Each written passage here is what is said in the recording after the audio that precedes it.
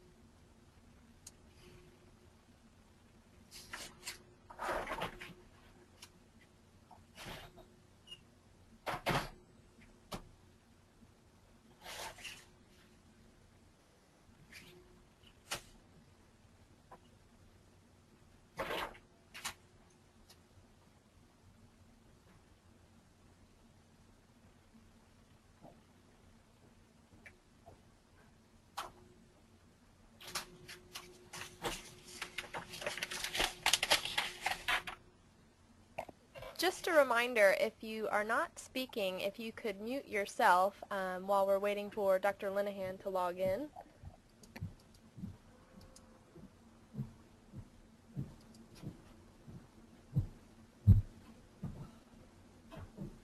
Oh, like having you.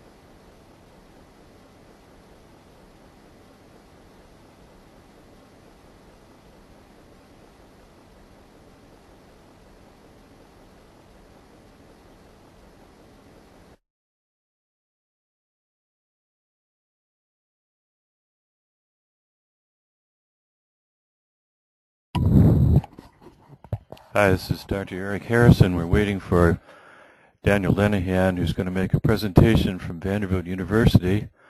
In the meantime, I thought we would review some of the evidence for cardio-oncology and some of the reasons that cardio-oncology has become a new specialty.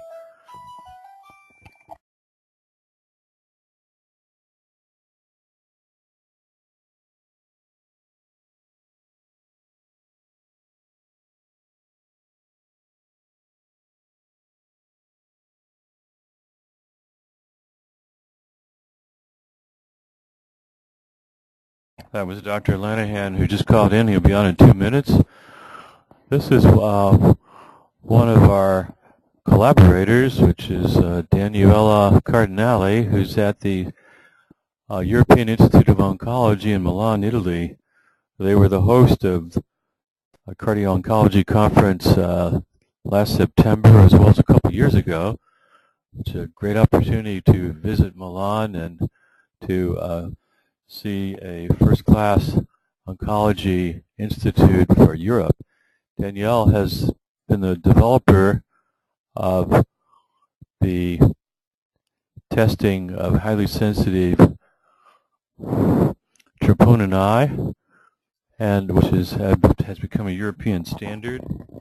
Dr. Lenahan, who's going to be speaking, has been involved in developing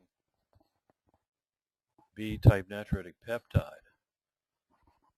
This is some of the information that we have from Dr. Cardinale in terms of it has been in the past. Ejection fraction was the gold standard for predicting congestive heart failure. Unfortunately, that seemed to be a little late, and now it looks like the cardiac markers plus strain echo have an opportunity of predicting cardiac toxicity before the ejection fraction has deteriorated. But we're also looking at MRI strain, which there's some software by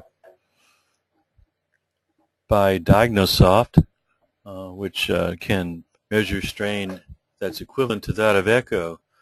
Strain echo, unfortunately, can't be acquired in everyone. About 30% of patients don't have a good acquisition window for that. And so MRI can be acquired on everyone. And with one heartbeat, we can measure strain in MRI, which gives you a great throughput on an expensive piece of equipment. So it should be able to price that reasonably.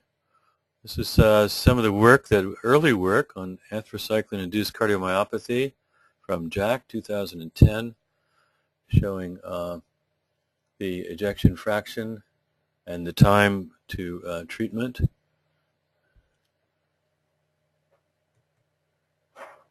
Your screen is not being shared.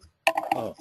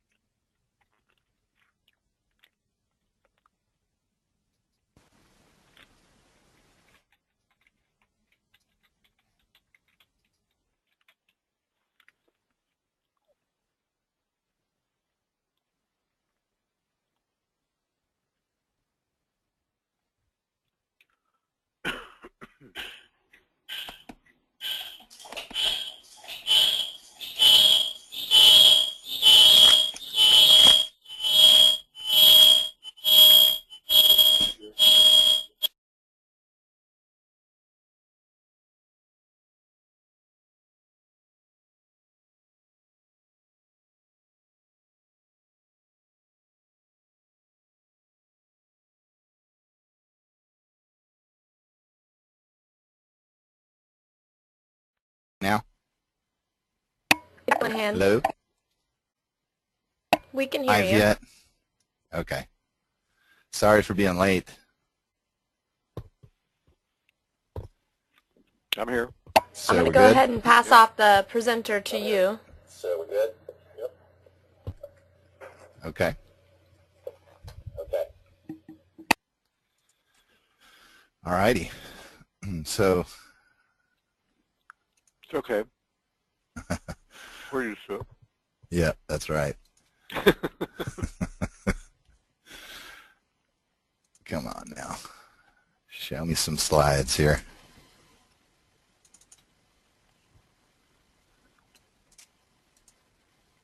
Okay. All right, I'll get there sooner or later. So how many people do we have on the call today? I'm here, David Slosky. Hello, it's Eric Linehan from Moffitt. All right, well, we have an interesting case. Hello. Got some echo there, but so we have an interesting case, and actually I have almost an identical case this week that we saw on consult. So I think that this is a continuous, ongoing issue. So the first patient, or I guess the only case that I'm going to present is, does the proteasome matter to the heart? So this is a 61-year-old with multiple myeloma who's had that problem for about a year and a half. He was initially treated with an experimental agent called an anti-cure antibody. Dan, can we stop? Dan, Sure. can you hear me? We've got feedback. We need to figure out who's feeding back. Hang on. We'll see if we can figure that out. Dr. Linehan, do you have two computers up in your room? No. If everybody in attendance could mute themselves while they're in listening mode.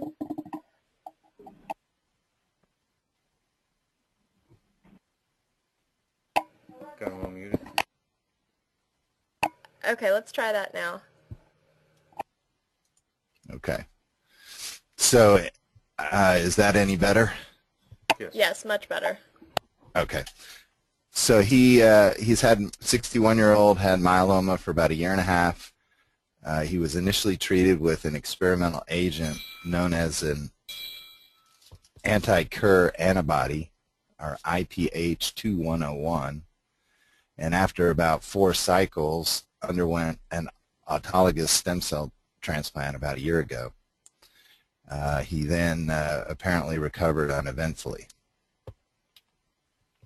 His past history was notable for hypertension and hyperlipidemia, and I can't see, the screen is taking up. Hang on a minute. It's blocking my screen, so I can't read my slides, but he was on lisinopril and hydrochlorothiazide, and ultimately had relapsed disease about 5 months ago and was started on Velcade and Revlimid, for which he received 4 cycles.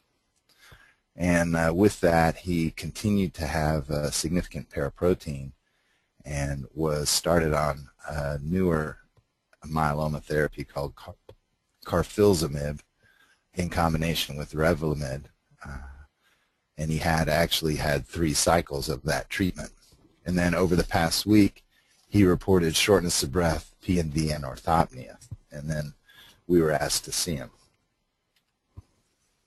So his physical exam at the time, blood pressure was 158, over 86, heart rate was 126.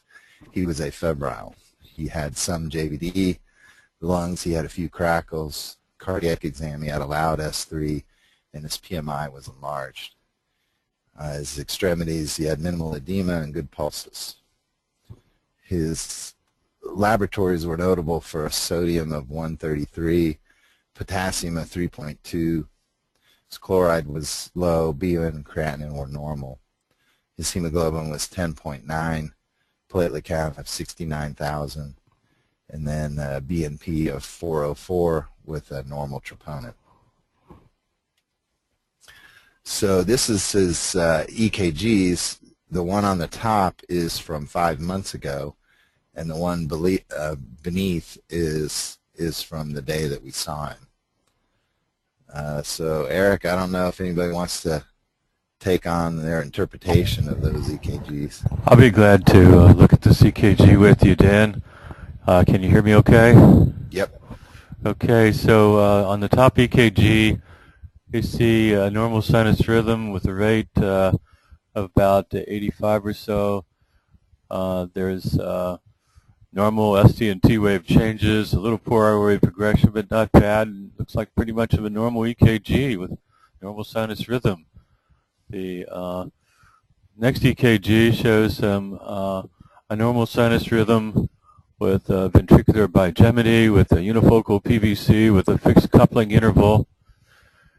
And the ST and T wave changes look pretty reasonable. The R wave progression is about the same. There are no other real changes other than ventricular bigeminy. Okay. Yeah, that's pretty much what I thought. At first I was wondering whether there was some sort of significant ST change in V1 or V2, but I think in the context of bigeminy, there's probably no significant change. So that was his chest X-ray prior to any chemo in the last, this is about a month ago, which showed his cardiac size was a little enlarged, no clear pulmonary edema, although his hilum looked a little prominent. And then here's his echoes. This is the echo from basically the day that I saw him. So are my friends from Chicago on the line here? Do they want to tell me what they see? Sorry, I had to figure out how to unmute myself. So I think that it's parasternal long axis view on the top left, and LV function looks reduced. It's at least moderately reduced, maybe more than that, looks like.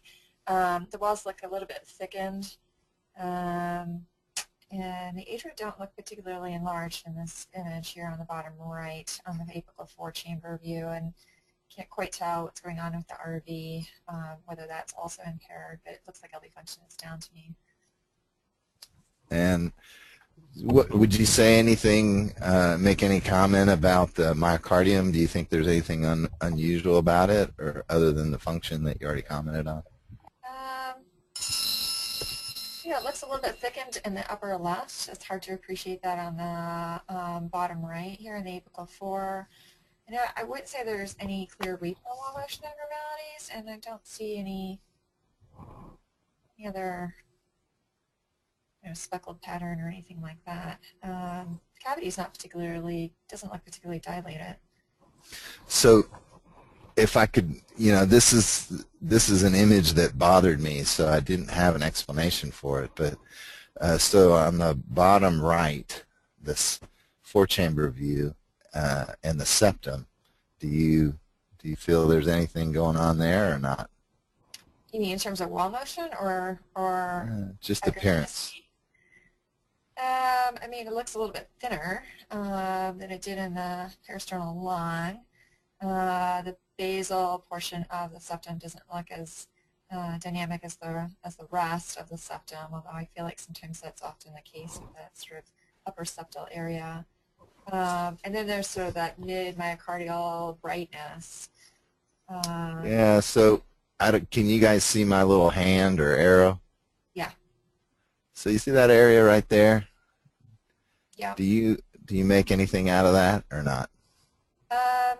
I'm not at this point. I don't see anything that, I guess maybe there's a little bit of brightness also on the peristernal long axis, Yes. although I So feel like if you look sometimes, at, see that short axis view right there? You see that little, I don't see the Yeah. short axis. Yeah, The that's short what axis we're isn't coming in. it's not, you don't see it playing? no. Oh, really? Yeah, we don't have the short axis. Remember how you used to have one image would drop out? Yeah, let me, all right, Get let me that see if I again. can, Remember how you let me see if I corrected can, that? yeah, let me make a correction on that. I'll see if I can get that done here.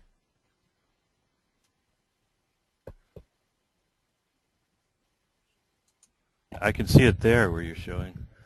Yeah, here, this was one of those little funny things.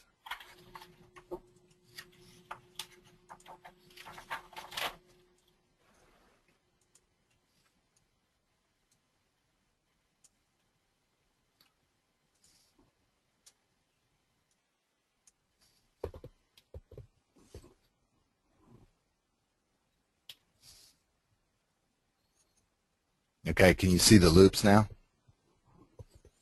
We can see it now, Dan. Yeah. So in all three images, do you see the loops? Yes. Okay. So can you, do you feel that, so can you see my little arrow? Yes. So on the septum, this area right here bugs me. In And terms of the brightness, you mean? well, it's sort of a focal thickening. Mm-hmm. Okay, and then on this short axis image, do you see my arrow again? Uh-huh. So on this short axis image, you know, here's the papillary muscles right there, Yeah. and then there is this funny little focal spot on the septum that I'm not sure I have a good explanation for. Would you agree with that, or do you think this is echo schmutz, or what do you think?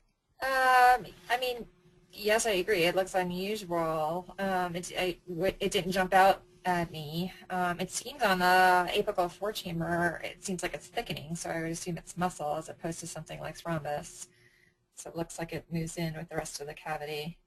And I don't think it's related to the papillary muscle. So sometimes, you know, we see those funny things in the ventricle, and it's related to the chordae or the papillary muscle somehow. Sure. Dan, how is the So, diastology of this ventricle? okay, it's funny you should ask, and I will show it. But anyway, so here's the echo from now, and this is the echo from 4 months ago.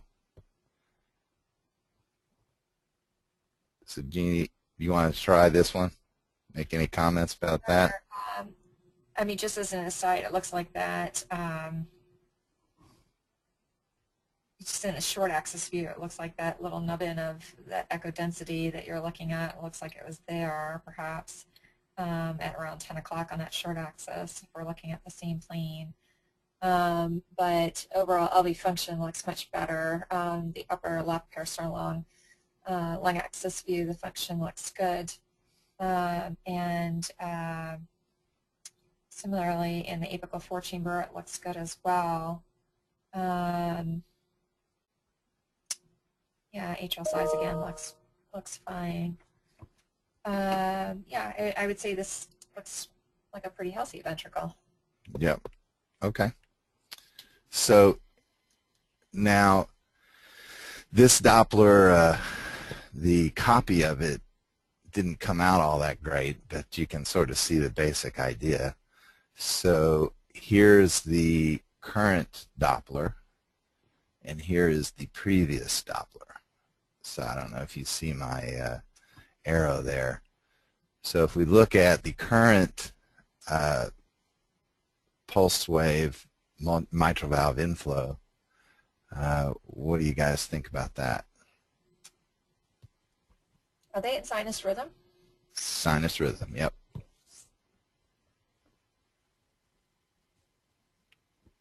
I can't see. Are they tachycardic? Yeah, I mean, his heart rate was about 110. Huh. Well, I assume that's an E wave that I'm looking at. I can't see the ECG or the ENAs are perhaps merged, but it looks like Yeah, they are. So here's the one from 5 months ago, and you can see there's the E wave and the A wave. sure. If you look at that, and here I believe this little itty bitty little mark is the E wave, and then this is the A wave, which is quite large. Well, yeah. And the velocity of the A wave is about 130 centimeters per second, so pretty high. Mm-hmm. And then Doppler's the E yeah, there is very yeah. low. So this is a tissue Doppler of the lateral wall, and you know the E prime is kind of non-existent, Mm-hmm. and then the A prime is here, is kind of small. But I mean, you know, I don't know how much you make of A primes in general, but The other thing is that that's systolic. I mean, this is as expected, but the S prime is also low compared to how it was, assuming the scales. I don't know if the scales are Yeah. equivalent on these two images, but it looks yeah, like they are. They're cut from the same scale. Mhm. And so then if you look at the one from 5 months ago, you see a clear E prime, which is a little bit low. I think 10 is about right here. So this is below 10, but it's clearly identifiable. And the A prime is a little more prominent, but you see a really good signal. And that corresponds to the E and A pulse wave Doppler velocities. But so how would you describe this diastolic filling parameters, diastolic function in this patient? well, it's abnormal, but it doesn't. It's not. Sorry, just my screen just kind of zoomed out there. Okay, I would say it's abnormal, but it's not a restrictive pattern because I would expect that to be very tall E wave and a diminutive A wave. But I would say it's progressed from 5 months prior. Yeah, it's kind of hard to say that that's not restrictive, but you're right. I mean, you know, classic restrictive pattern would be that the E wave is increasing. Mm-hmm. But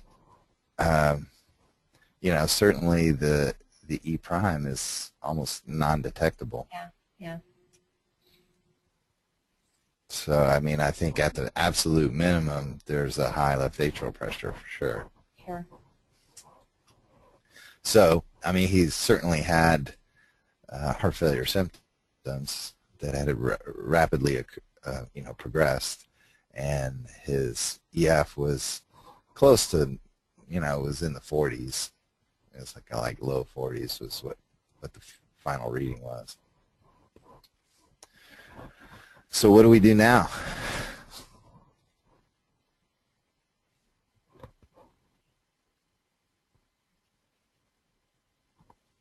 So Eric, what do we do at this point? A guy with recent onset heart failure, EFs in the 40s, you know. Well, there are a couple of things that I would consider. One is that you're thinking there may be some restrictive heart disease, infiltrative cardiomyopathy, and certainly you could get better tissue characterization on that area if you want to do a cardiac MRI. And so that would be particularly useful, and then we could do late gadolinium enhancement. Of course, we also would like to, at the same time, be treating the patient, and so if we want to maybe start him on a beta blocker, he's got a fast heart rate, maybe he's got some sympathetic response there, and we need to attenuate that. And so a beta blocker would be a good consideration, as well as an ACE. I don't know if he has some peripheral edema, if you need to use Lasix or not, but those are some of my thoughts right now. Sure, I would certainly agree with all that. So, you know, we started him on Coreg and a little bit of an ACE diuretic, and that seemed to help. We did get an MRI, which can you see these images? Can you guys see these images? Yes. Okay. I can see them. They're pretty small. But yeah, no, I'll make them a little bigger. So here's the MRI. Now, he did have bigeminy, so his MRI had some technical limitations. And let me see here. How do I get that to loop? With the he didn't have the bigeminy on the echo, did he? Yeah, full screen. Playlist options here. I want to make it loop. So I'll just have to keep hitting replay, but here's the loop for the MRI. And so Eric, here's your MRI. What do you make of this? Let's see, I'm still waiting for it to come up. I don't see it yet. Oh, really? Hang on just a second. Does everybody see that?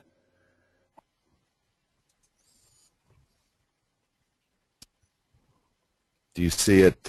Now I see it. Yes. I'm on it. I had it was my own computer dysfunction, so I apologize. I've got the MRI. So It's okay. not moving continuously, though. I'm looking. No, I hadn't figured out how to do that on Okay. this. Yeah. That one's my problem. Here, let me see if I can figure that Looks one like out. we have a white blood type image, perhaps a sense, SENSE, white blood image, and so I can see the sort of global decreased contractility. I see that area of the septum during systole that you talked about, where there's two little bumps and then something in between that's a hollow space. Exactly. You got two little bumps in a hollow space, and so there are ways we can characterize that. We can do a T2 to look for edema in the area. We can do LGE to look for fibrous material to see if it takes up gadolinium and holds it. So that's a couple things we can do for tissue characteristic. We can also do a fat suppression to look in there and see if there's any fat. So those are some of the things we can do to do tissue characterization. So generally speaking, just global decrease in contractility, and that area is very funny looking. Yeah.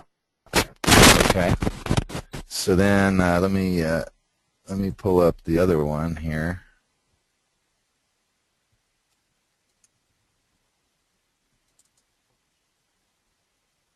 I don't know why I just did that. I shouldn't have done that. But so here's the. See if I can make this bigger. Here's the gadolinium image.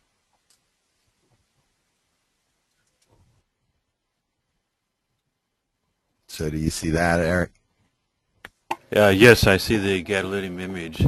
I'm looking at pericardium. I can see that little posterior basilar area. I guess we need to see some more images, maybe the short axis image. I don't see anything in that area in terms of gadolinium enhancement. No, and so I picked the best image because he was in bigeminy. They really didn't get very good gating, so the actual images are not all that great, and this was the best one. Yeah, with bigeminy, you would have to gate every other image, and so you can eliminate every other image, and so you could set that up so that you can actually take out every other image and then put all the other images together. Of course, then you're going to have probably some improvement in contractility because it would be post-PVC, so it may be a little better calcium channel activity, so your ejection fraction might be a little better. I don't know. It would be interesting to look at with the echo, the PVC, and see if the PVC is effective in opening the aortic orifice or not. Because if his heart rate's 110 and it's not opening the aortic valve, then he has an effective heart rate of 55.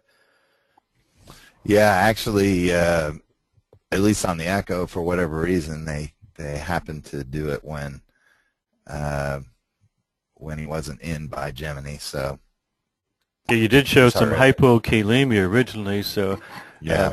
It may have been because of that.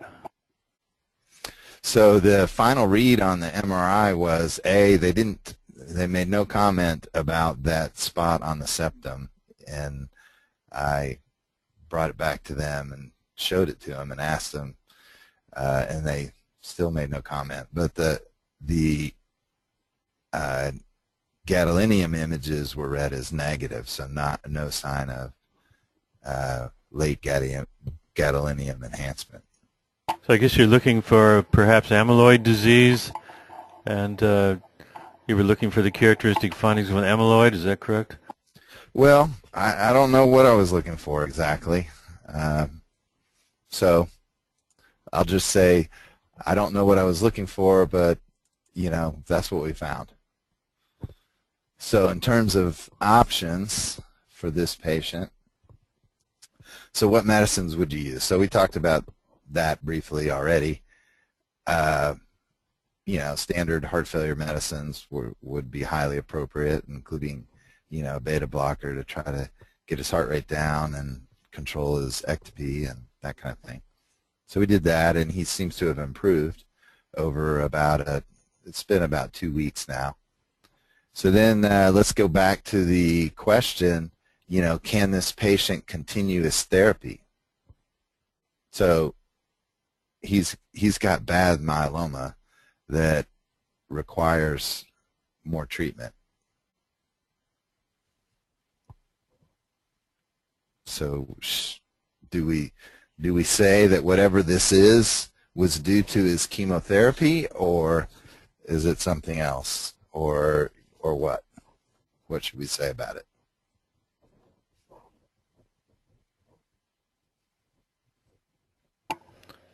Well, Dan, we haven't excluded coronary artery disease in this patient in this age group, and so when he's sinus riddling, you could certainly do a coronary CTA and make sure he doesn't have coronary disease.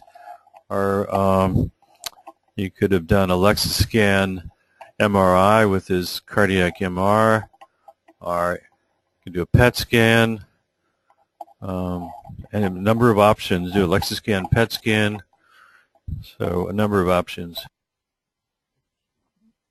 So Gene, what do you think? Do you think do we need to exclude coronary disease at this point? That's one question, and then the other question is what about treatment of his myeloma?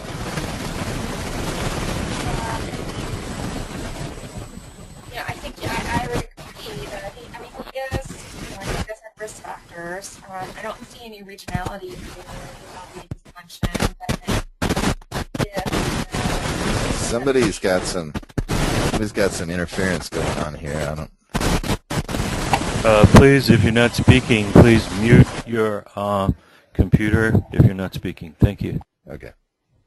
I think he has risk factors for CAD, and I think he's 61. You said so. I think if the choices are potentially withholding his therapy because you're changing the therapy to something that might be less effective, then I think that it would be worthwhile to exclude other causes that might be reversible. I don't know if he's an active guy or not, whether he has any symptoms of angina, because that would be pertinent.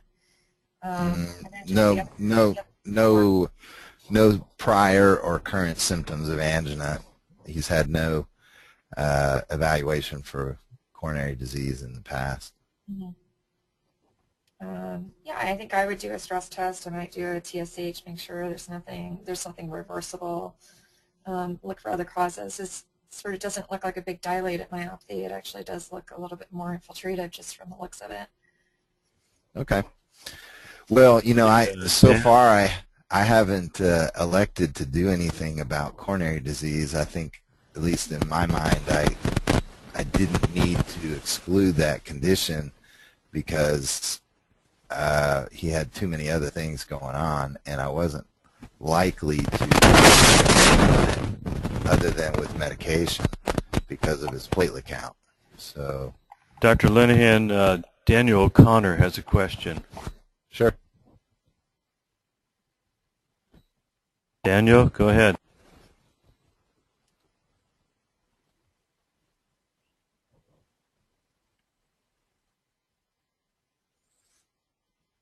All right. Okay. When we figure out how to unmute, then he can ask the question. Dr. Linehan, this patient came in rather tachycardic in the 120s. Do we know how long that had been going on for as far as his tachycardia and his symptoms? Yeah, that's a good question. Actually, looking at his chart, he'd been tachycardic for really over 3 months. Every time he came to infusion, his heart rate was at least 100. Right, so potentially this could well be tachycardia-induced cardiomyopathy. I think we would all agree that based on the diastolic findings on the echo, both pulse waved and the tissue Doppler, that no question he does have a myopathic process going on. Now, whether that is due to the chemotherapy or being ischemic etiology, although I personally think that it's less likely given that there's no regional wall motion abnormalities, and the fact that his echocardiogram was rather relatively normal just 5 months ago. So ischemic etiology would be less likely. So whether it's probably secondary to the chemotherapy or tachycardia induced, I think those are the two, at least my two top etiologies for his myopathic process going on. Yeah, I agree. That's a very good observation. I agree with that. And so I think that, you know, what about biomarkers? Are they is there anything about biomarkers that's going to help us going forward in this patient? Do we think troponins or BNP, or, you know, what do you guys think about that? According to Dr. Linehan, we would be looking for continued BNP elevations of greater than 250 for cardiomyopathy that's chemotoxic. Dr. Cardinale would want us to follow the highly sensitive troponin I, and of course you could do some speckle tracking. As we continue to treat the patient medically, those numbers should return to normal. If they don't, we've got problems. Yeah, I mean, I think that, you know, his BNP was elevated at 404 on presentation, and really after just a couple of weeks worth of appropriate heart failure therapy, his BNP normalized. His troponin was normal at baseline. So, you know, is there any kind of you know, is this any kind of toxic event? You know, I don't know. I'm not sure. And so then, was there an sorry, go ahead. I'm sorry, was there an E to E prime measured? Yeah, it was less than 10. But, you know, it actually, it was measured 4 months ago, but on the most recent echo, the one that I showed you with what is probably a very prominent A wave, it wasn't commented on.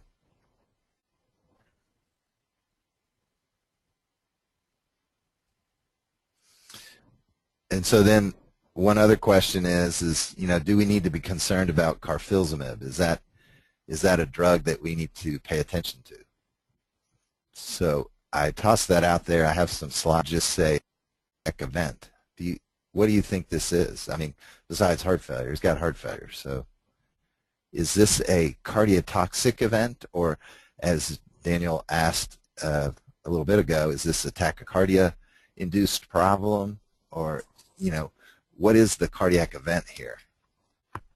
Is it ischemia? We haven't excluded that.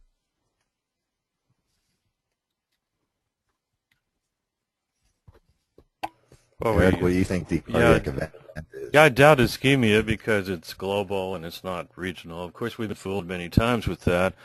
There's also just coincidental occurrence of coronary artery disease with the cardiomyopathy, and so but I doubt that. And you certainly, you know, from some of your images you've got somewhere for this patient, I'm sure there's a CT scan that you can look and see if there's any calcium in the coronaries, and if there's none, then you can move on. And so, but I doubt ischemia very much. So, cardiac toxicity secondary to the chemo, carfilzomib. What does the literature say?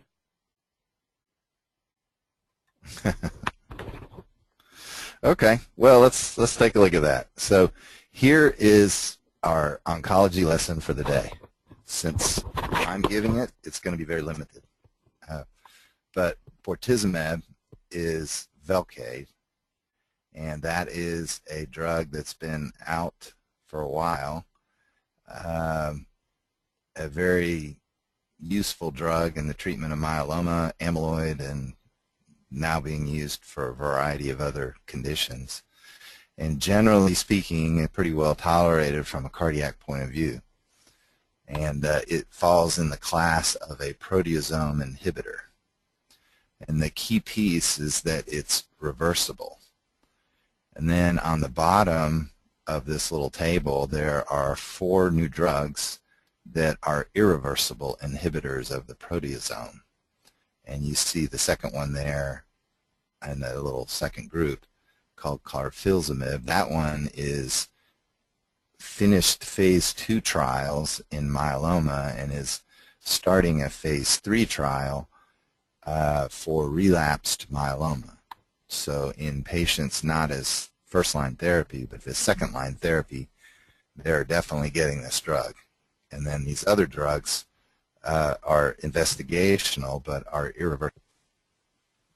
So that means that they bind to the proteasome and stop its function, forever. So do we care about the proteasome? Well, the proteasome, and the purpose for the proteasome inhibitors in myeloma is to bind to the proteasomes in the myeloma cells. And as it was described to me from an oncologist, is that because it prevents the turnover of protein in the myeloma cells, basically they swell up and pop. For those of us who don't know a more sophisticated description. So, a proteasome inhibitor causes the protein regulation to be disordered and proteins can accumulate. So this is a paper in the New England Journal just this year about protein synthesis and degradation in the heart. And you see this figure is really a great figure. The first version on the left panel is cardiac atrophy, in which protein degradation predominates and synthesis is less important. In the normal situation, the synthesis and degradation are balanced. And then in the case of cardiac hypertrophy, synthesis predominates as opposed to degradation. So there's an imbalance there. And I think that is a very important concept. In the case of amyloid and other conditions where you have protein deposition in the heart, that's a situation where synthesis is more prominent than degradation. And so like Fabry's disease, etc. And then in some people who develop significant hypertrophy, perhaps as a response to hypertension, is there some signal that isn't causing a predominance of protein synthesis? So I think the whole point of all this is that protein metabolism in the heart is extremely important. So how does this relate to a proteasome inhibitor for myeloma or other conditions? So we do know that there's cardiac proteinopathies. So there are examples of that, including what I mentioned, amyloid and Fabry's disease. There is cardiac hypertrophy, which is an early manifestation of heart failure. And generally speaking, it would be acknowledged that requires an increase in protein synthesis that exceeds protein degradation. And then the proteasome activity may be increased in those patients. And then it's actually decreased as heart failure progression occurs. So then, how does ischemic heart disease relate to all of this? Proteasome functional insufficiency, or the proteasome's not working as well during periods of ischemia and reperfusion, and that may have some bearing on ischemia and reperfusion injury. So I think that the proteasome is important to the heart. And then if we focus in on carfilzomib, so in the phase 2 trial, now for whatever reason I can't, there you go. In the phase 2 trial, there was a 7% incidence of heart failure and decreased EF in patients that received carfilzomib. That included pulmonary edema. And then there was about 1% incidence of acute coronary syndrome and about 1% incidence of cardiac arrest resulting in death. So that's not inconsequential. That's something significant. So there's a black box warning actually for carfilzomib as it relates to some potential cardiac toxicity. I don't know what everybody thinks about all that. Eric, you have any thoughts? Yeah, that's very interesting. On that other slide, there was something about the ubiquination. Can you go back to that slide? Yeah, the UPS stands for ubiquitin proteasome system or something like that. Yeah, and then go down to the next part. Maybe you could make that a little bigger. I'm having trouble straining with my glasses here. But there's something about the accumulation of ubiquitinated proteins and protein aggregation in the cardiomyocytes. That's pretty interesting. I've never heard anything about that before, so I like introducing new concepts. Well, and I think, so then I go back to, that image that I was bugging Gene about, the little spot on the septum. Yes. Could I propose that might be focal hypertrophy? Certainly, there's an area of dropout in between. So I don't know if it's hypertrophy in those two areas, or if it's a dropout in between. And there has been some, but I don't know why it'd be so regional. I don't know. Maybe those cells swole up. That's where we should have done a T2 and looked for edema. I did, I ordered the MRI. I don't know, I don't do the MRIs personally, so. We're doing a lot of MRIs, so we like to compare the edema to the scar tissue, especially that's sort of bread and butter for acute MIs, where we've got the area of edema, and then we've got the area of hemorrhage that we can see in the T2 weighted, and then we go to the late gadolinium enhancement, and we see the area of scar, and the area of edema being the area at risk, and now we see the area of scar. And then inside that, you see the microvascular obstruction. So it's very interesting because we've got 5 things we're looking at. We're looking at normal myocardium, and then we're looking at myocardium that's a couple standard deviations into edema. And then we're looking at a little bit different where there's hemorrhage inside the edema, which you can see. And then we're looking at late gadolinium enhancement, and then inside that we're looking at the microvascular obstruction. And we're interested certainly in acute MIs of what we can do to change those and change those ratios, because the microvascular obstruction will ultimately become late gadolinium enhancement and scar as well.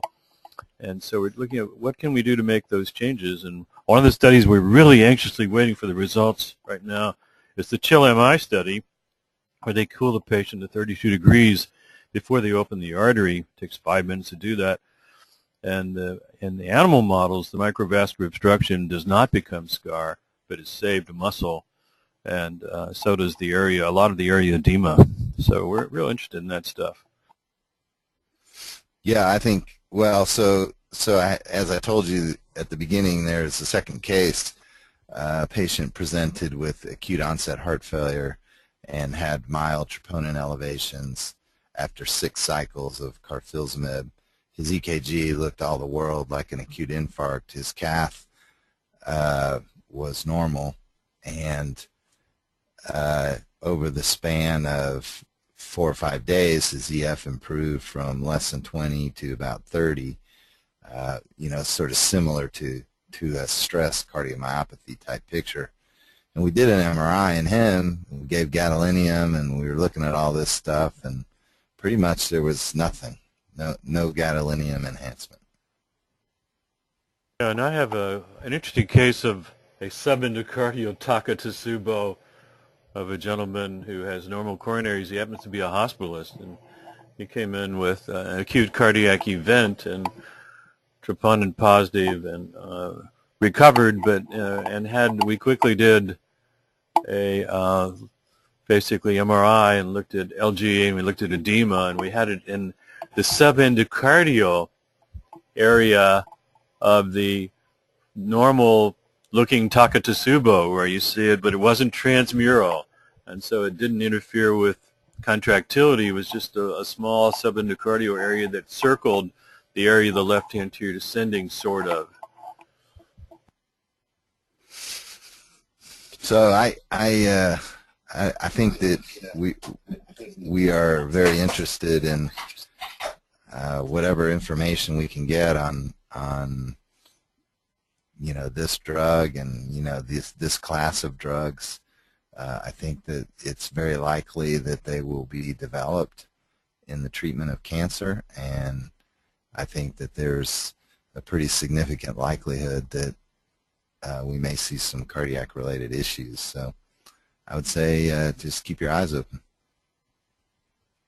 Dr. Lenihan, Rob Romani again here with Dr. Harrison. What was your ultimate decision in continuing or discontinuing the treatment of this particular patient? That's a good question. so it depended on the day that you asked me, but since I was asked yesterday about what to do because they really want to treat this guy because of his myeloma, so we basically agreed to go back to half dose. He's on appropriate heart failure therapy. We did the MRI, a period of time after the echo, so his EF had gone into the 55 range by MRI. So, and his symptomatic is much better. His heart rate is now in the 80s. So I said, well, why don't you give him a little bit, and we'll watch very closely. So that's what we're doing. So Dan, do you think that the heart rate? He has been started on beta blockers and ACE inhibitors. Yeah, he's on a pretty good dose. I think 12.5 BID of Coreg. It's like 5 of lisinopril. He requires a little bit of Lasix, about 40. And I actually started spironolactone because of his hypokalemia, and so he's on 50 twice a day of spironolactone to keep his potassium more in the normal range. I'd like to ask Dr. McClanahan if she has any experience with this drug at the Moffitt. Angela?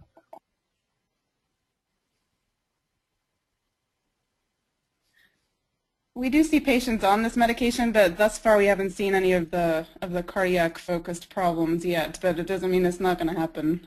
So I will probably watch for it closer now, seeing this case. Yeah, and I think that these are patients that have pretty bad myeloma, so they're not healthy.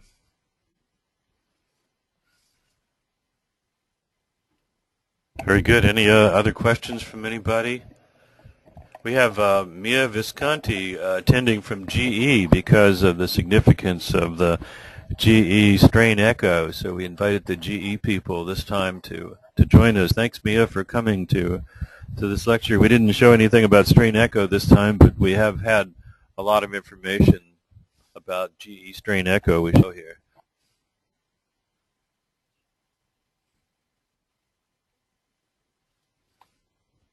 I think that rather wraps it up for today, Dan. Okay, great. Appreciate your contribution, and the Milano group has said they will contribute soon, but they seem to be traveling all over Europe most of the time on Thursdays, and so lucky them. I think I'll join that group. Sounds like a better place there. But anyway. Yeah. we hope that if you have any cases, I think Angela may have a case next time from the Moffitt, so we're looking forward to volunteers to present cases because this is a great opportunity for all of us to share something that has become very important, a new subspecialty, cardio-oncology. Thank you, everybody. Thank you, Dan. All right, thanks a lot. That's it.